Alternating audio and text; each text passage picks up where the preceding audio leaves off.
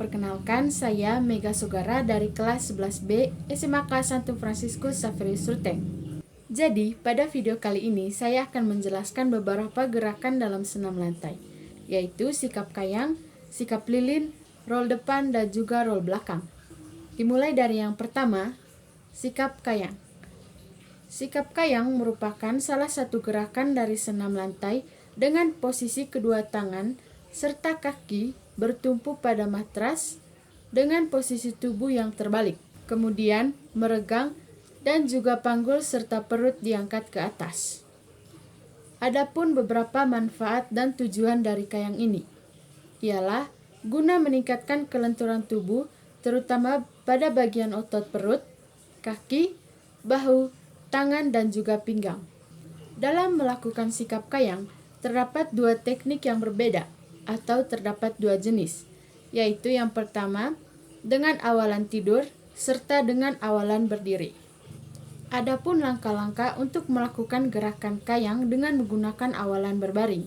Yang pertama, awali dengan gerakan berbaring di atas lantai ataupun matras. Yang kedua, tekuk kedua lutut. Setelah itu dirapatkan kedua tumit pada bagian pinggul. Yang ketiga, tekuk kedua siku tangan lalu diikuti dengan telapak tangan. Bertumpu pada matras sehingga tempatkan ibu jari di samping telinga. Lakukan gerakan badan diangkat secara perlahan ke atas. Selanjutnya disusul dengan dorongan dari kedua tangan dan kaki lurus. Yang terakhir, lakukan dengan gerakan kepala masuk di antara kedua tangan. Langkah-langkah yang berikut untuk melakukan gerakan kayang dengan menggunakan awalan berdiri. Yang pertama, ambil sikap berdiri tegak serta kaki dengan posisi sedikit terbuka. Yang kedua, posisi tangan masing-masing berada di samping kaki. Lalu, gerakan tangan secara bersamaan atau dengan satu tangan mengayunkannya ke belakang. Lalu, badan melenting ke bagian belakang. Pastikan supaya posisi telapak tangan menyentuh atau mendarat pada matras dengan posisi yang baik dan benar. Untuk yang masih pemula dapat menggunakan bantuan tembok sebagai penyangga atau dapat pula dengan meminta bantuan kepada teman guna untuk membantu menahan pada bagian perut. Yang berikut beberapa kesalahan ketika sedang melakukan sikap kayang. Yang pertama, tidak melakukan pemanasan atau peregangan terlebih dahulu, sehingga seringkali akan mengalami rasa sakit sampai cedera otot sebab otot tertarik setelah melakukan gerakan kayang. Yang kedua, siku tangan bengkok sebab kekakuan pada bagian bahu dan juga sendi. Yang ketiga, keseimbangan yang kurang. Dan yang keempat, posisi badan yang kurang membusur sebab pada bagian punggung yang kurang lentur dan juga kekakuan pada bagian otot perut. Upayakan posisi kepala harus pas serta jangan terlalu menengadah. Yang berikut adalah sikap lilin. Sikap lilin merupakan salah satu dari gerakan senam lantai yang biasanya dilakukan di atas matras. Dengan kaki yang tegak berada di atas sementara kepala berada di bawah, sehingga akan berbentuk menyerupai lilin. Tujuan dari sikap lilin ini untuk melatih keseimbangan tubuh serta menjaga tubuh agar tetap sehat. Berikut beberapa langkah untuk melakukan sikap lilin yang benar. Yang pertama, yang harus dilakukan ialah tidur terlentang dengan kedua kaki lurus. Sementara kedua tangan lurus berada di samping kanan dan kiri badan. Yang kedua, pandangan lurus ke atas. Setelah itu, angkat kedua kaki dan juga pinggul dibantu dengan menggunakan kedua tangan untuk mendorong kaki ke atas.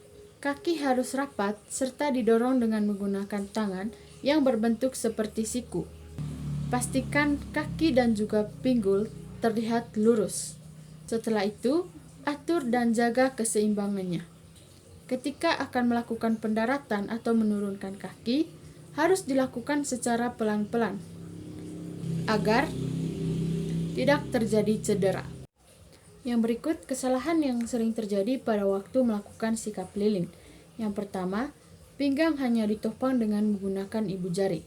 Yang kedua, kedua kaki cenderung condong ke belakang, sehingga berat untuk ditopang serta tidak bisa bertahan dalam waktu yang lama. Yang ketiga, kedua kaki cenderung condong ke depan. Yang keempat, penempatan siku-siku tangan terlalu keluar dari garis lebar badan yang semestinya. Dan yang kelima, tidak atau kurang bertumpu pada pundak.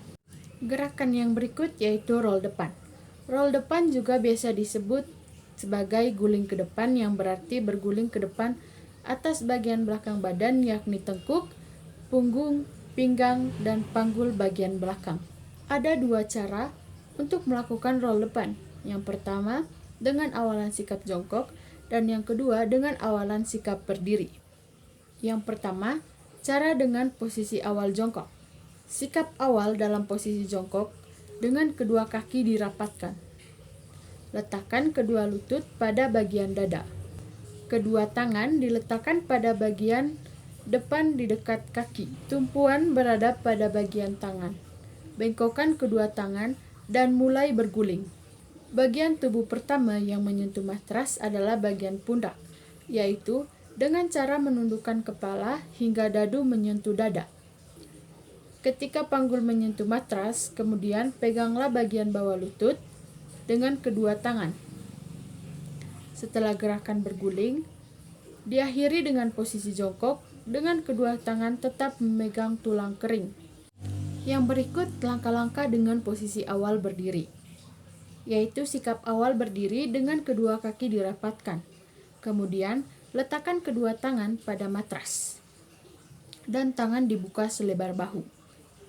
Bengkokkan tangan, kemudian dilanjutkan dengan meletakkan bagian pundak pada matras dan bagian kepala ditekuk hingga dagu menyentuh bagian dada. Selanjutnya, mulailah berguling ke depan. Lalu, pada saat panggul menyentuh matras, lipat kedua kaki dan kemudian dilanjutkan dengan tangan memegang bagian tulang kering kaki menuju posisi jongkok. Yang berikut, kesalahan-kesalahan yang bisa terjadi dalam melakukan gerakan roll depan. Yang pertama, kedua tangan yang bertumpu tidak dapat terbuka terlalu lebar, terlalu jauh, terlalu sempit, terlalu dekat dengan ujung kaki. Yang kedua, tumpuan salah satu atau kedua tangan kurang kuat, sehingga keseimbangan badan kurang sempurna dan akibatnya badan jatuh ke samping. Yang ketiga, bahu tidak diletakkan di atas matras saat tangan dibengkokkan. Dan yang terakhir, saat gerakan berguling ke depan, kedua tangan tidak ikut menolak. Gerakan yang terakhir yaitu roll belakang atau guling belakang adalah menggulingkan badan ke belakang dengan posisi badan tetap harus membulat, yaitu kaki dilipat, lutut tetap melekat di dada, dan kepala ditundukkan sampai dagu melekat di dada. Gerakan roll belakang ini memerlukan kekuatan dua tangan. Yang berikut rangkaian gerak guling ke belakang. Yang pertama, tubuh dalam posisi jongkok. Kedua kaki rapat dengan tumit agak sedikit diangkat. Kepala menunduk dan posisi dagu menyentuh dada. Kaki ditolakkan pada lantai ke arah belakang, dijadikan pendorong untuk menggulingkan badan. Saat posisi punggung di matras, letakkan tangan yang sudah ditekuk di samping telinga. Kaki diangkat dan diayunkan melewati kepala. Pada saat yang bersamaan, tangan digunakan sebagai tumpuan dan tolakan. Sesudah berguling, posisikan tubuh kembali jongkok. Yang berikut kesalahan-kesalahan yang bisa terjadi pada roll belakang. Yang pertama, kedua tangan yang bertumpu tidak dapat dibuka terlalu lebar atau terlalu sempit, terlalu jauh atau terlalu dekat dengan ujung kaki. Tumpuan salah satu atau kedua tangan kurang kuat sehingga keseimbangan badan kurang sempurna dan akibatnya badan jatuh ke samping kiri atau kanan. Bahu tidak diletakkan di atas matras saat tangan dibengkokkan. Dan saat gerakan berguling ke belakang, kedua tangan tidak ikut menolak. Dari beberapa gerakan senam lantai tersebut, kita dapat memperoleh manfaat yang dapat berguna bagi tubuh. Yang pertama, meningkatkan kelunturan. Yang kedua, menguatkan tulang. Yang ketiga, membakar kalori. Yang keempat, membentuk otot. Dan yang terakhir, terhindar dari penyakit. Itulah dia penjelasan tentang beberapa gerakan pada senam lantai.